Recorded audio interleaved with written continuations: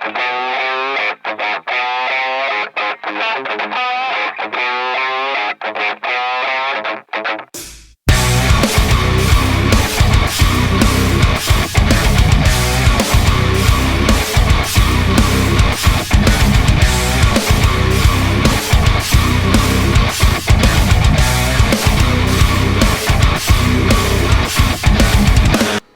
a time to be alive, y'all. What a fucking time to be alive. Whew, wow, this pay-per-view, man. This shit was amazing. I know I'm a little late with this, y'all, but, you know, what's that old expression? Better late than never, right? Alright. Like I said, this pay-per-view was amazing. Alright, let me calm down. Let me calm down. Let me simmer down real quick. This pay-per-view started off okay, but that main event, man, that main event pushed this shit to a whole nother level. What's up, guys? I'm Zach Roper, and I go by the name ZachAttack2995 on the YouTubes, and welcome to, I guess this is the second episode of the podcast. I never really figured to be the podcast kind of guy, but you know, it is what it is. I gotta spread my thoughts out somehow, and this, you know, you guys are digging this, so I'm sticking with it. I'm gonna be talking about WWE Backlash 2017.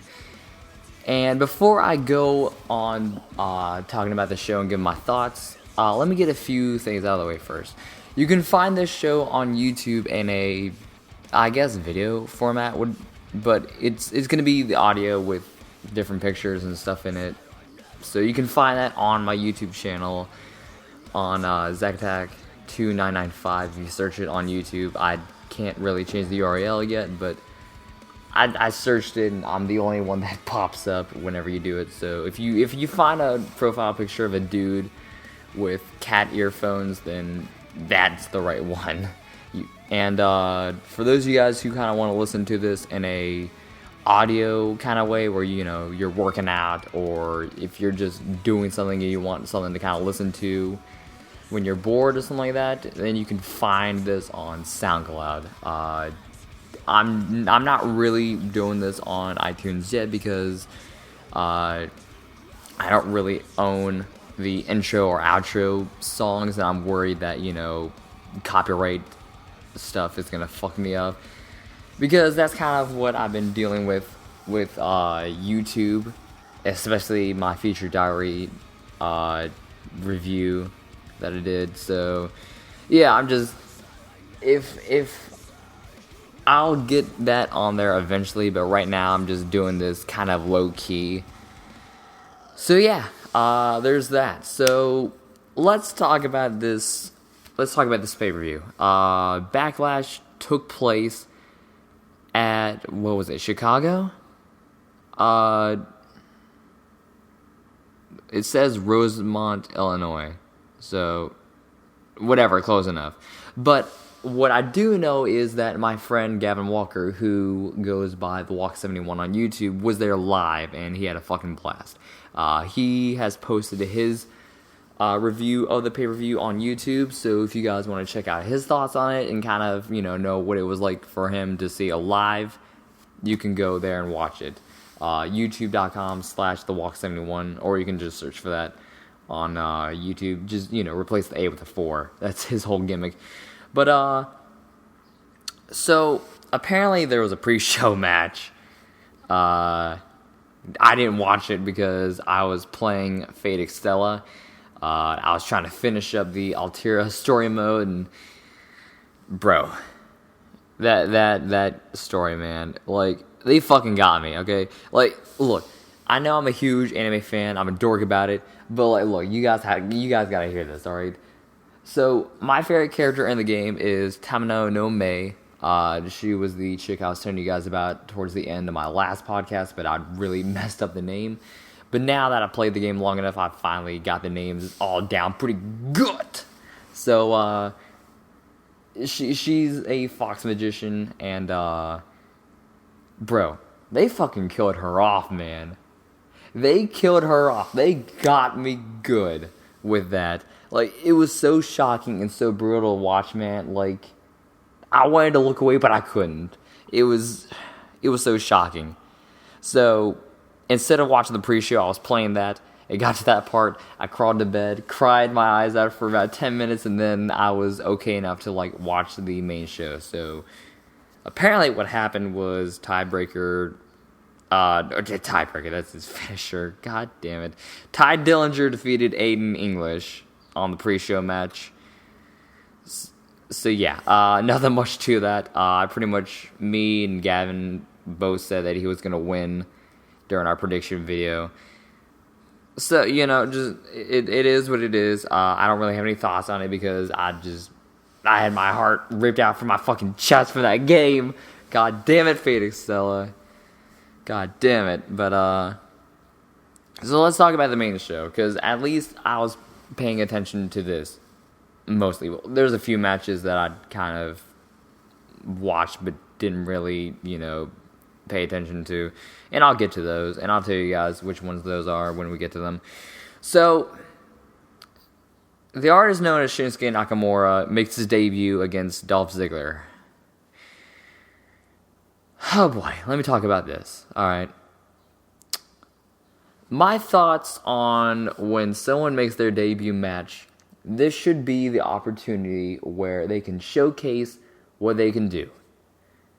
And this is especially important for someone who has come from NXT because, like, is smarky fans like me, and I say that with the utmost respect, smarky fans like me that kind of, know a little bit more about, like, what's going on in pro wrestling, we know what Shinsuke Nakamura can do because we've seen him in action in NXT. And NXT is the developmental system in WWE, for those of you guys who don't really know that part. But yeah, so we know what he can do in NXT.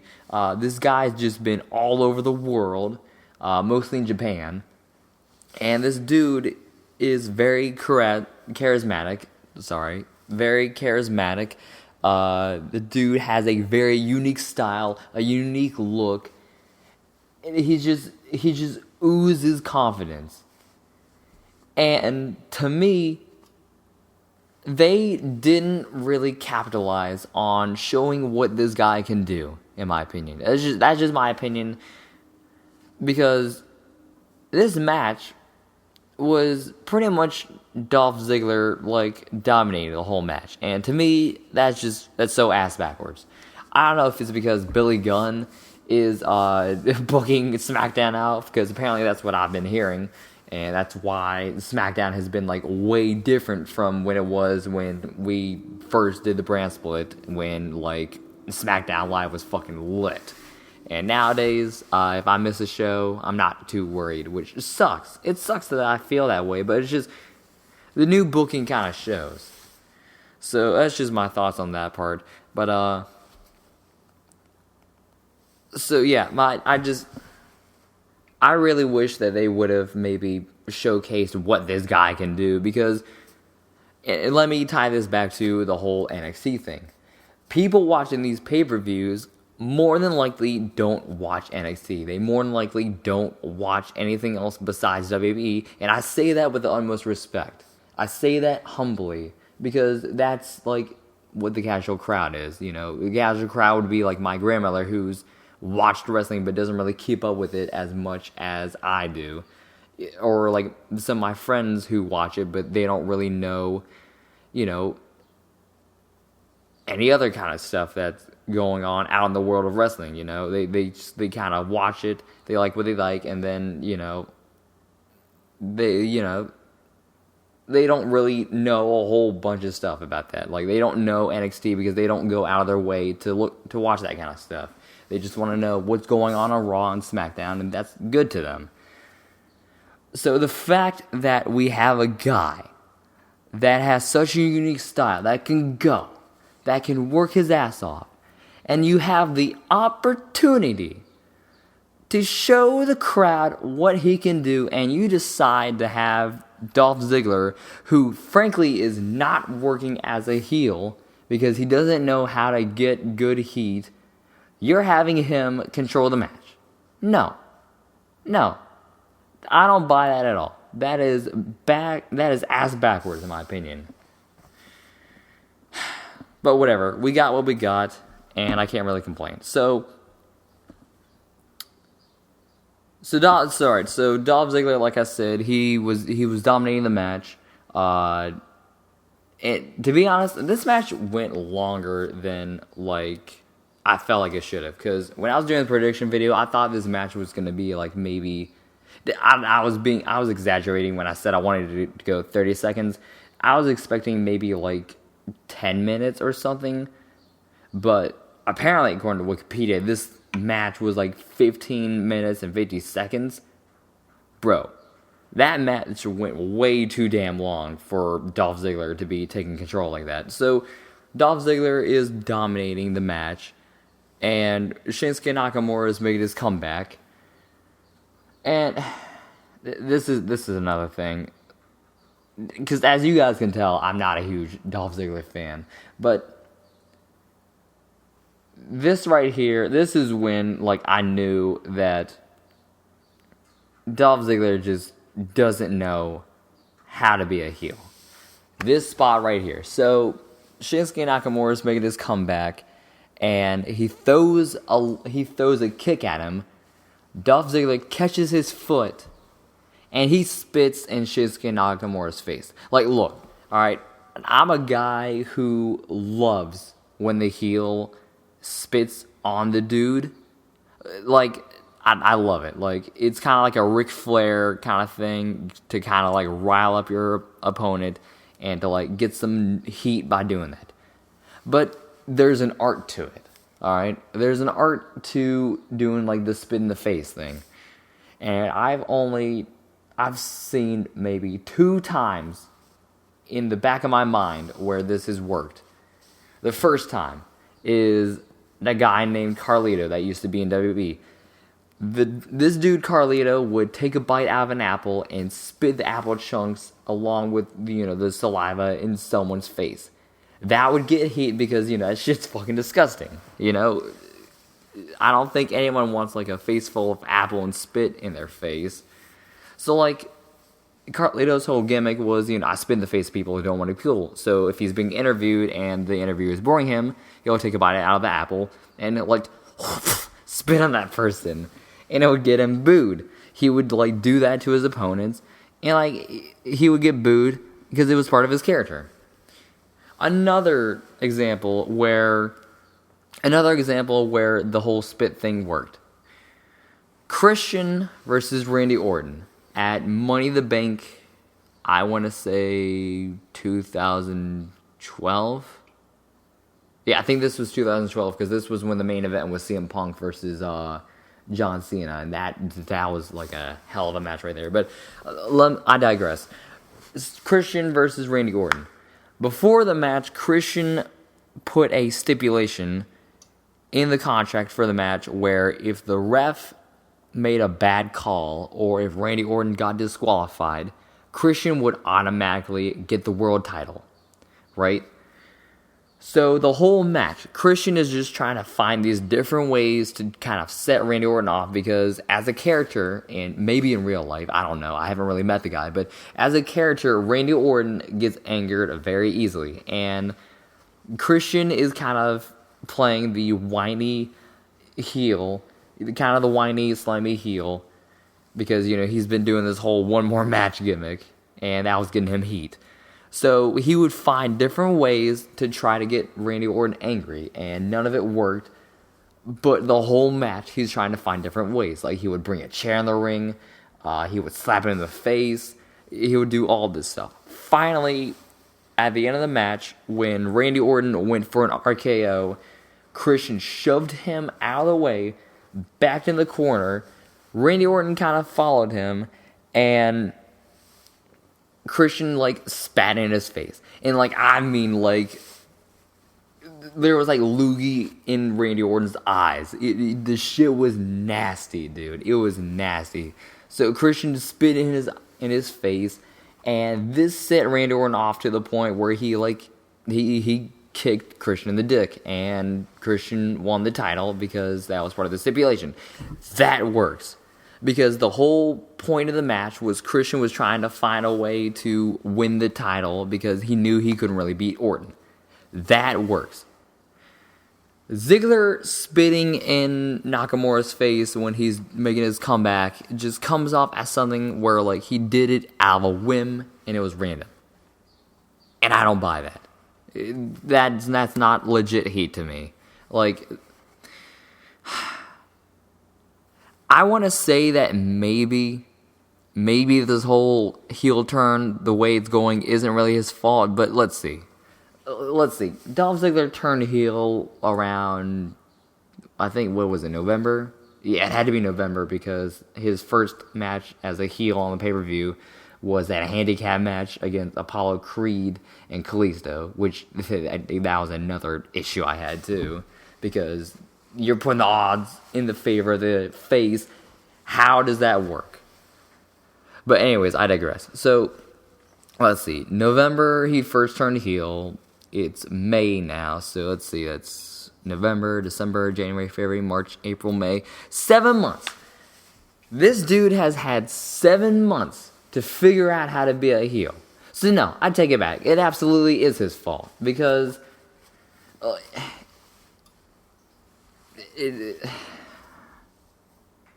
I'm at a loss for words.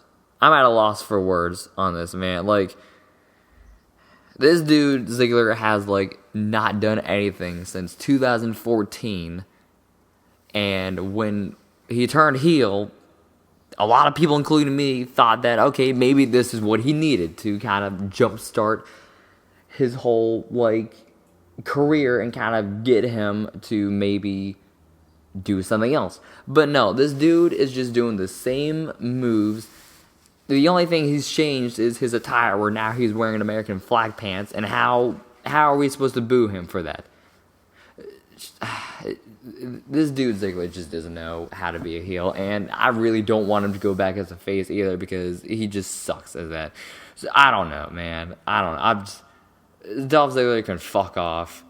Alright. So Nakamura wins by doing the whole exploder suplex, where he throws the dude over the shoulder and he does the whole bring it bitch kind of thing, and then he hit him with a Kinshasa and won. So yeah, all right, I think I've talked enough about that match. Let's move on. Let's see, next match. Oh, all right, here we go. Them Thugs, the Usos versus, is Breezango legit their name? No, I'm gonna call them for Breeze. All right, they missed out on that. I'm repackaging this team, and there's another team I'm repackaging too. So, them Thugs, the Usos versus Breezango, or no, so my bad, for Breeze, for the tag team championship and a tag team match. Yeah, alright, whatever. So, because you know, aren't they called the Fashion Police? Bro. This shit is, like, all over the place. This is so all over the place, man. So, they showed a Fashion Police Files spoof, you know, kind of like a Law and Order spoof, gimmick, before this match actually began. And this dude, Tyler Breeze, came in as a janitor. Like, this dude had, like, a mop. He had this, like, bald cap on. He had, like, this blonde mustache. Bro, this dude was like wilding out of his mind. So they start the match, and Tyler Breeze gets tagged in, and he's like, this dude is like mopping the ring. He's legit mopping the ring. This part right here, bro. Yo, one of them thugs super kicked Tyler Breeze, grabbed his mop, and, like, broke it over his knee, and then he hit a dab. Bro, you would have thought that Roman Reigns was in the ring. Like, they got so much hate because they broke the mop. Dude, the mop was over, man. The mop was fucking over in this match. But, like, that's not it. So Tyler Breeze started the match as a janitor. The next gimmick he had was he came in as an elderly lady, and I have to mention this. I have to mention this because this shit had me dying, dude. When he got tagged in, he was like a grandmother kind of character. JBL, John Bradshaw, I'm a big piece of shit bully Layfield. Like, when he saw this, he legit said, "The great Moolah is back from the dead." This dude, JBL, has no chill.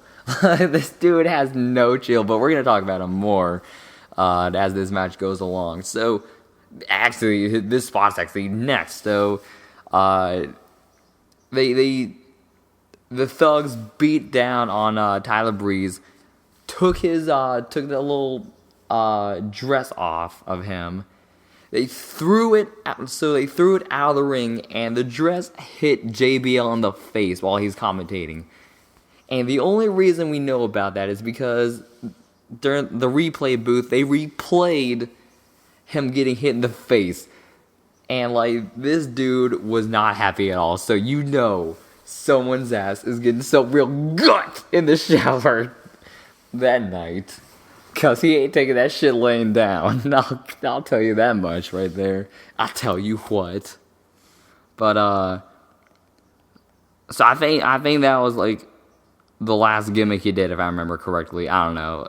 I'm trying to remember this shit as I go on. But, so, after that, them Thugs start to take over the match.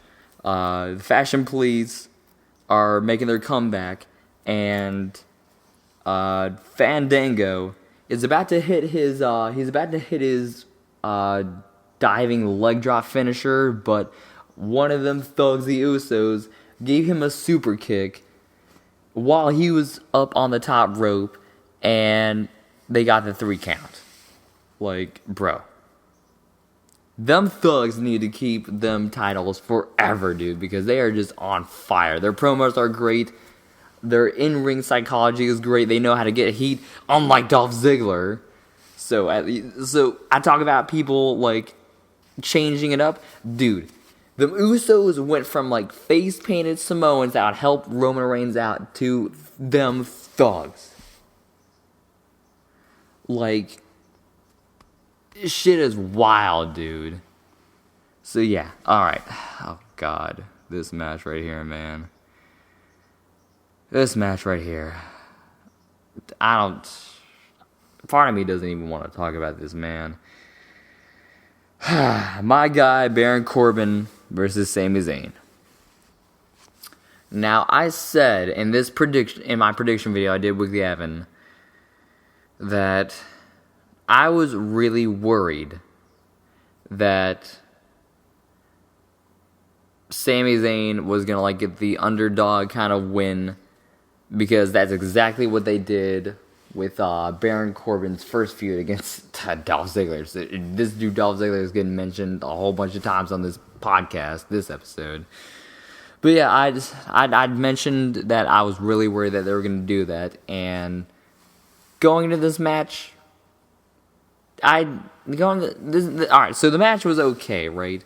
Sami Zayn is getting his back worked by Baron Corbin. Baron Corbin is screaming at the crowd because, like, that's his whole gimmick. He has a feud with the crowd, not the dude in the ring. It's a big banter. Corbin was running wild tonight. But, so, shit, what happened? Alright, let me just talk about the finish, right? So, Sami Zayn ended up hitting the, what was that finish called? He does, like, the whole running boot to the face in the corner. What was it, a hula kick? Alright, yeah, the hula kick. So, he did the hula kick to Baron Corbin and got the 1, 2, 3. What? What? Are you kidding me?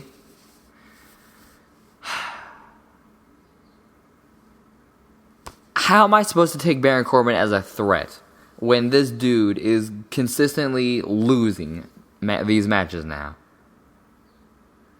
Like, I'm really hoping that Baron Corbin wins the Money in the Bank at this point, man, because like if he doesn't win it, like what's the fucking point of like him taking all these L's lately? All right, whatever. I moved on. I'm moving on. I took care of that match. I know it wasn't a whole lot, but like I was really disappointed when I saw that match, dude. I was really disappointed. Speaking of disappointed, apparently these chicks are called the Welcoming Committee, but I'm rebranding them as the Legion of Doom because WWE can't seem to come up with good tag team names. But I got you. I got you, WWE. So yeah, the Legion of Doom, which was Natalya, Carmella, and Tamina, went up against Charlotte Flair, Naomi, and Becky Lynch. And I'm going to be honest, y'all, I was kind of half paying attention to this match. So I didn't really see a whole lot of stuff. I also had to use the bathroom, too, because I had a strawberry Smirnoff in my system, and I had to take it out.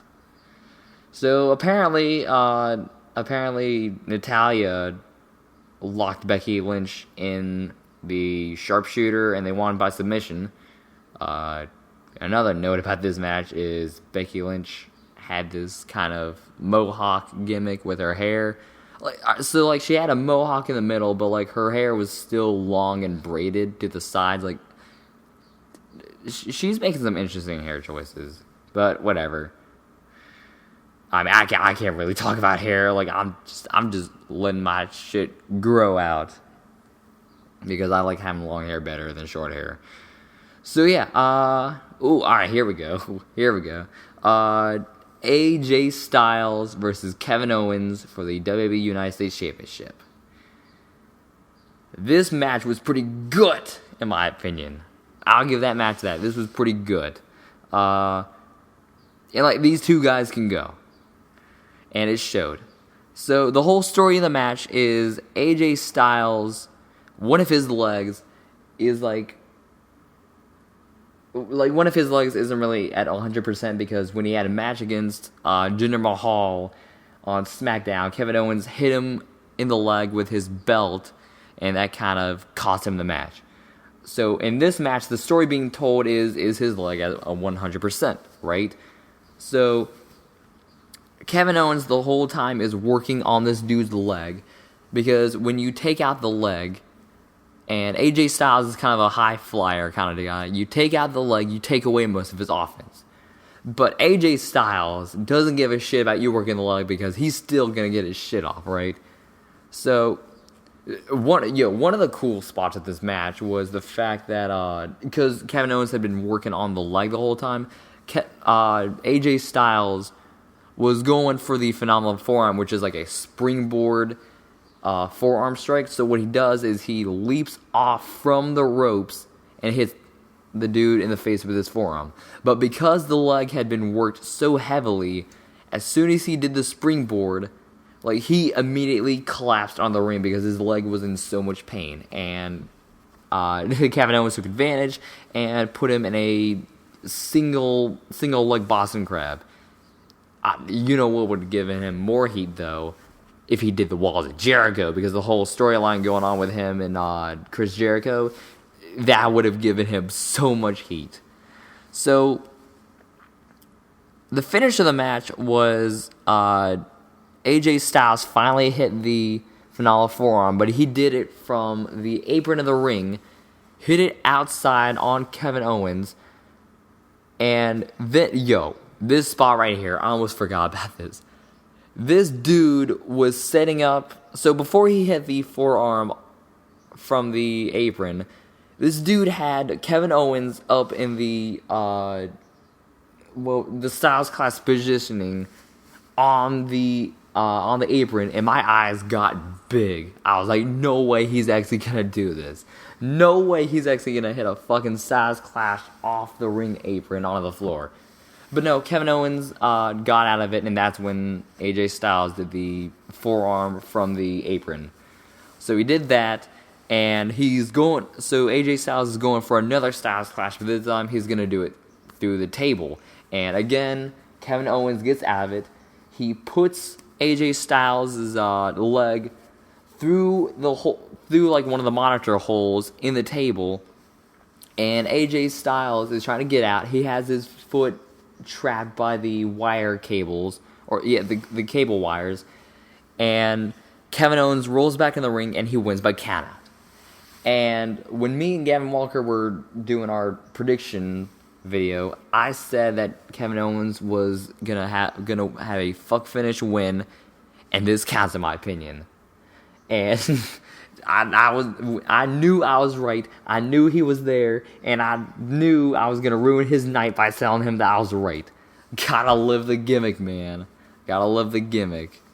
But so Kevin Owens wins by countout, and if that wasn't petty enough, if that wasn't petty enough, this dude, AJ Styles is still trapped. Like, he's still got his foot wrapped in the cable wires. And this dude, Kevin Owens, rolls out of the ring. He's about to walk up the ramp, but instead he goes around the ring and just super kicks AJ Styles in the face while he's still trapped on the table just because. I dig it, man. I dig it. You gotta get your cheap shots in as a heel, And Kevin Owens winning dirty and just to kind of rub it in his face, that's pretty okay in my books, man. I'd probably do the same thing. But, it's another match that I didn't really pay attention to. I was watching it, but I wasn't really watching it. It was that kind of thing. Luke Harper versus Eric Rowan. This was kind of a cool down match. I didn't really give a shit about this match, to be honest. Luke Harper is too good for this shit. Luke Harper is a hell of a worker, man. And this match just went way too slow. I get Eric Rowan is mad at Luke Harper because he kind of left the family, but, was this legit? They made this match from, a talking smack kind of thing. So, yeah, I'm sorry if I wasn't really hyped about this match. I apologize if that offends you guys, but yeah, I wasn't really too thrilled about this match at all.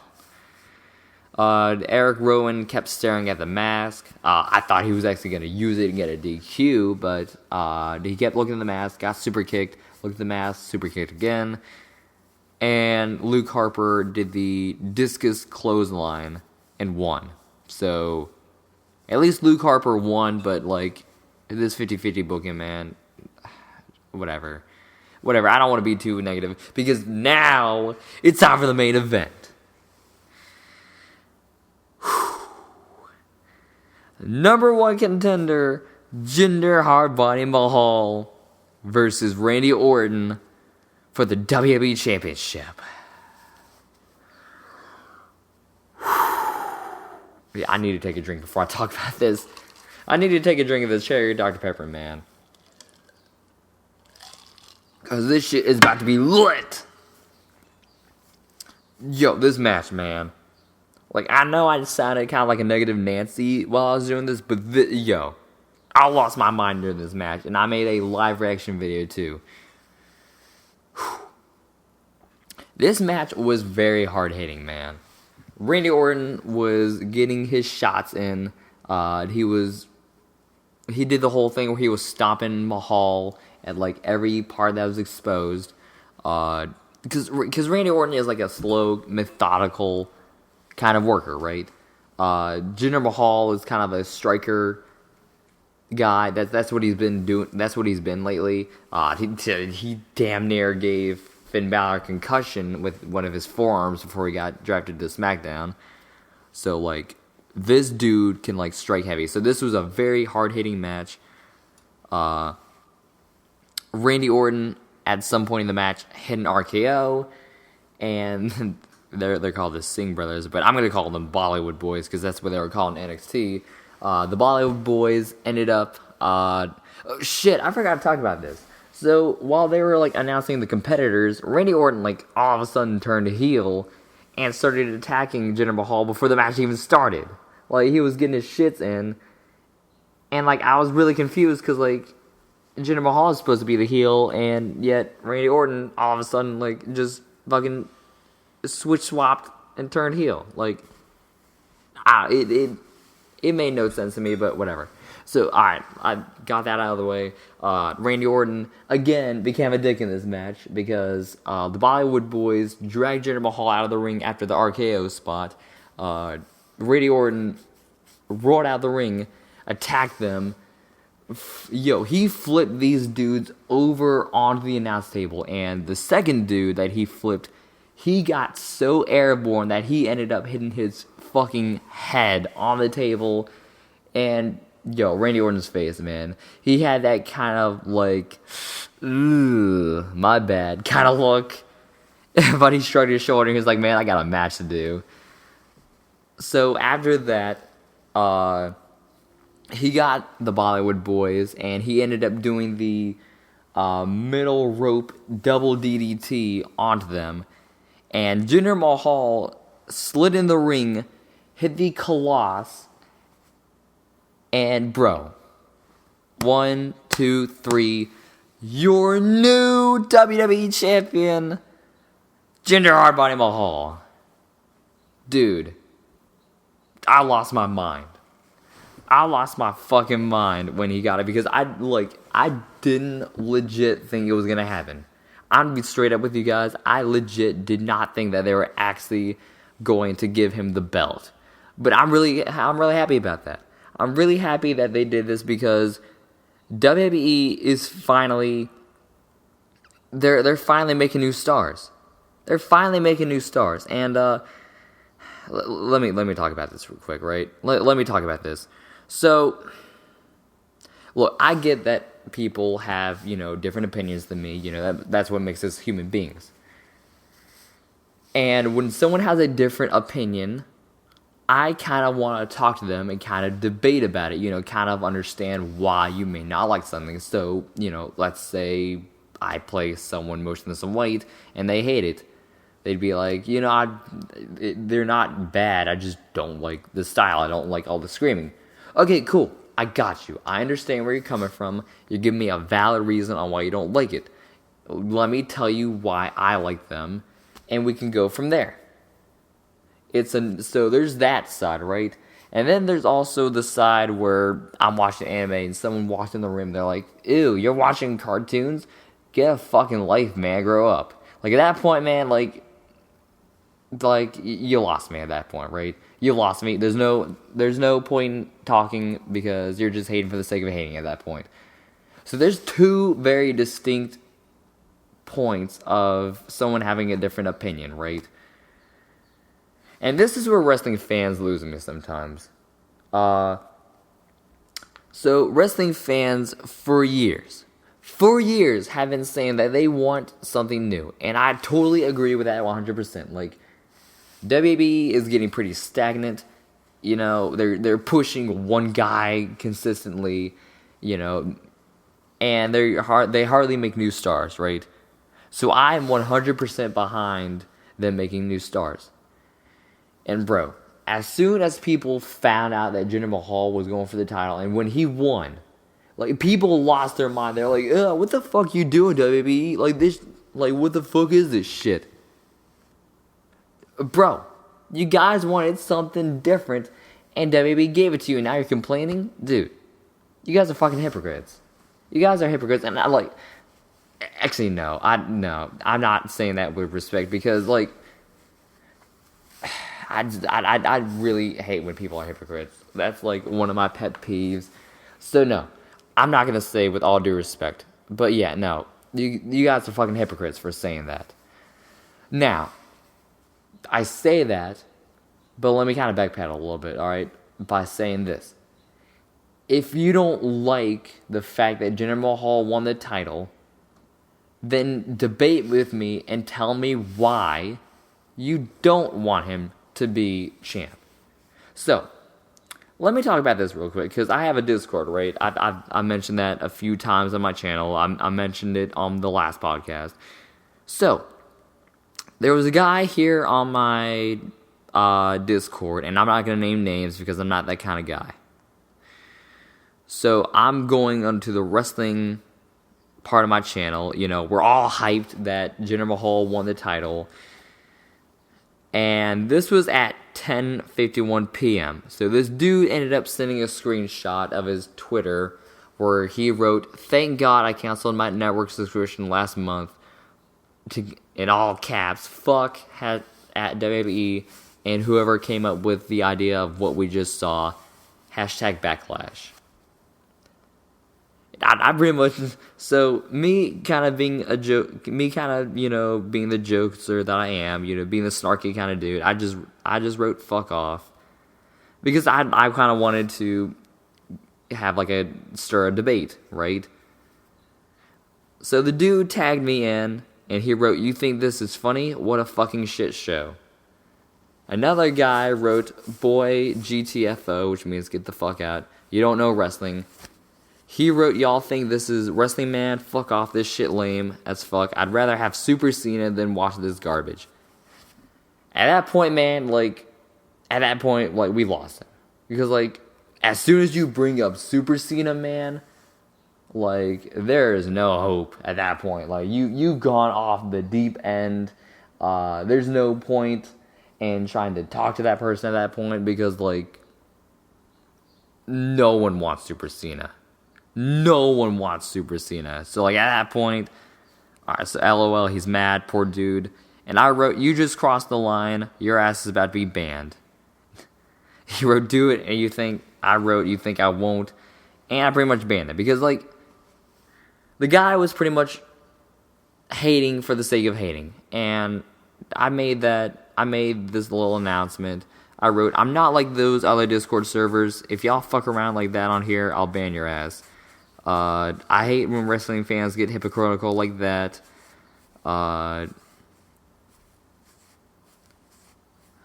Let's see. Alright, so I wrote, "The reason I blocked him was because of this. I don't mind if you have a different opinion than me as long as you can be civil about it and debate it with me. We're cool. But he was being a hater just for the sake of hating, and I won't tolerate that here."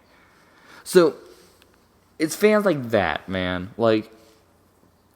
If you're gonna hate for the sake of hating, I can't communicate with you, and I'm done talking with you at that point. So, shit, what was my point of this? Damn, I hate when I do that. I legit hate when I do that. God damn. Alright. Let me just wrap this up, right? So, I'm fine that people don't like the fact that Jinder Mahal won. But in my opinion, I felt like this needed to happen because WWE needs a shakeup. They need to start doing new stuff. They need to start making new stars because they've been stagnant for way too long. And I know one guy isn't going to make a difference. But, I'm really excited to see what they do tonight on SmackDown and see what they do differently because the fact that Jinder Mahal is a champ hopefully forces them to do new things. And if they don't, well, I don't know what to tell you at that point. So anyways, that's my thoughts on WWE Backlash. Let me know what you guys thought about my opinions and all that stuff in the comment section below. On the YouTube part, hit the like button, hit the bell if you want to. I'm at 50 subscribers, so thank you guys so much for that. It means a lot to me. Like I said, you guys can find this in the MP3 podcast form on SoundCloud. And I'll have a link to that as well when this video goes live. And, yeah, guys. Shit. This was a...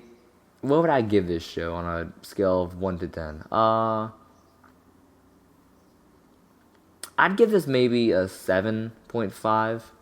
I don't know if that's the same grade I gave Payback, but it was an okay show. I really liked the AJ Styles and Kevin Owens match.